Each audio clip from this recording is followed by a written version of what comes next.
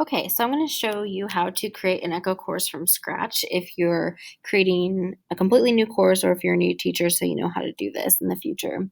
So first you need to log into Echo, so make sure you're at the correct web address. And when you log in, you should have a couple of options. You may not have all of these. You may not even have student or teacher, but if you're enrolled in the Echo 101 course, you should have these, but you want to be enrolled as a teacher. Here is your homepage where all of your courses are going to show up. And this is where you will actually create your first course.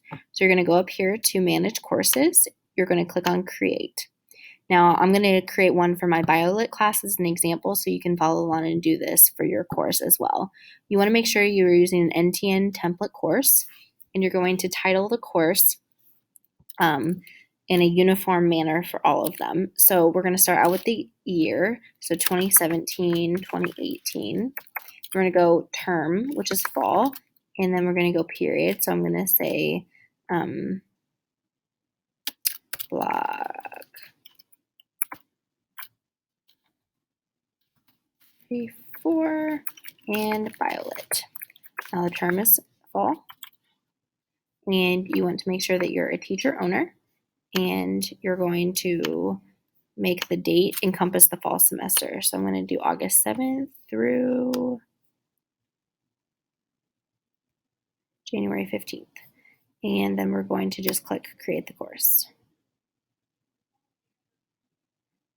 Now, you're going to want to go into that course and change a few things because in this learning management system, you create what's called a master course.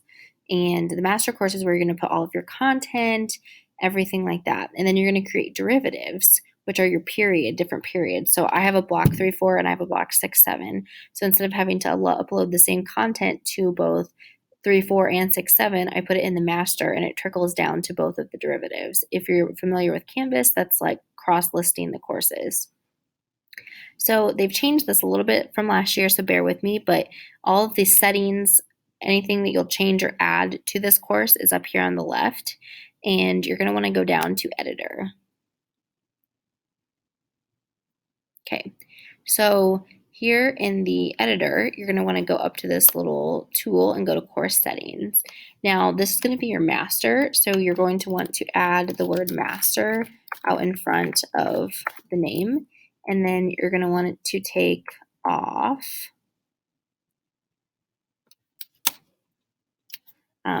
the period number. Now, the term, it's the master, so you're going to change that to master, and I would take off the start and end date as well. Okay, and then that's all you really need to do here. So then you're going to save this. I guess you have to have a date. So we'll do, I guess I'll just do the end of the year. I'll put it in June sometime. Okay, then we're going to save this. Okay, then you're going to go back home, which you can do as well there. Okay, now you're going to create what are called the derivatives, which is your specific periods within that course. So you're going to go back up here to create again, and then you're going to copy from your domain because you've already created that course. So we're going to type in master 2017, and you find my master course I created right here. So you're just going to find your course, and you want to make sure that it's a derivative copy, which means that it's a linked copy of the course that will automatically receive updates. Use this option when the original course is a master, which is what it is. So you want to make sure you change the name here to fall and your specific period. So block 3, 4 BioLit, and the term is fall. And make sure you're always a teacher owner.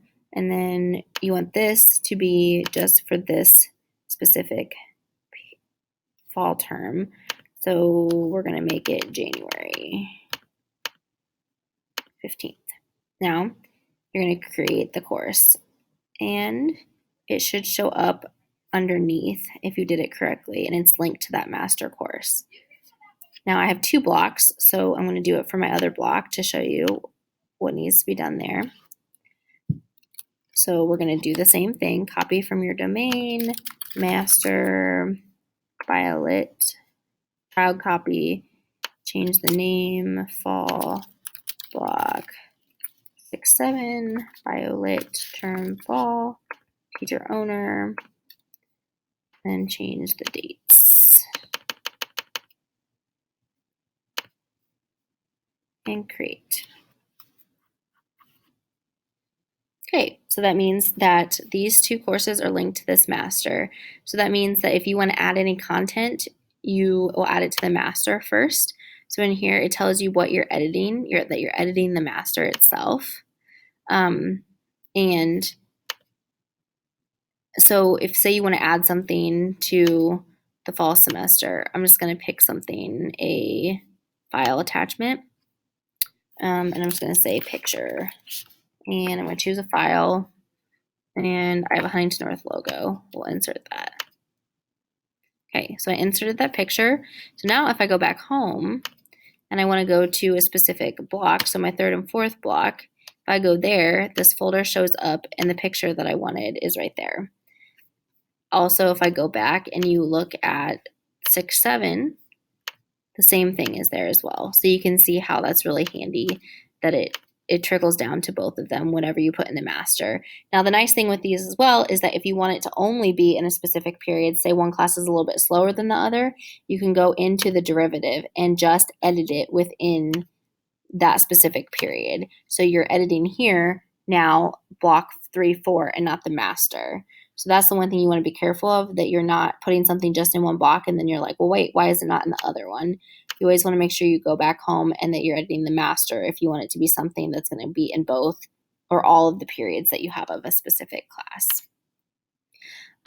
Once you are in, you have your courses created, you may want to go in and change some of the settings for grades and things like that. So the same thing, you'll go to the little tool up here and you'll go to course settings. You want to make sure that you use agendas because that's required. You might want to change the gradebook option to a 60. If you want it to have a letter grade, the plus minus system. You can have grades included or excluded. You can add like extra credit if you want that to be an option. I don't really want them to see comparative class statistics, if I can say that. And you can assign automatic zeros. Enrollment completion is just to show that they're done with the course. You can actually have student tasks that you assign them. Your grade scales. So if you click on that, you can change your grade scales, but that's pretty consistent throughout the whole school. Same thing with this. And an A plus, if you want it to be an A plus, would be a like 100%. A 93 minus 90, 87. That's pretty consistent as well.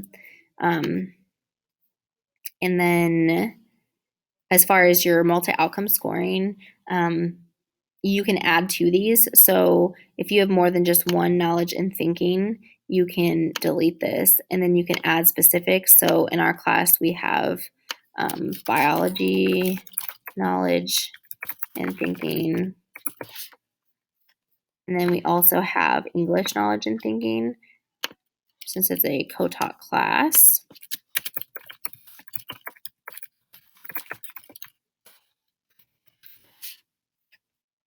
And then you can go in and change the percentages. So you can figure out what percentages you need for your specific class. So in our class, biology, knowledge, and thinking is going to be 25%.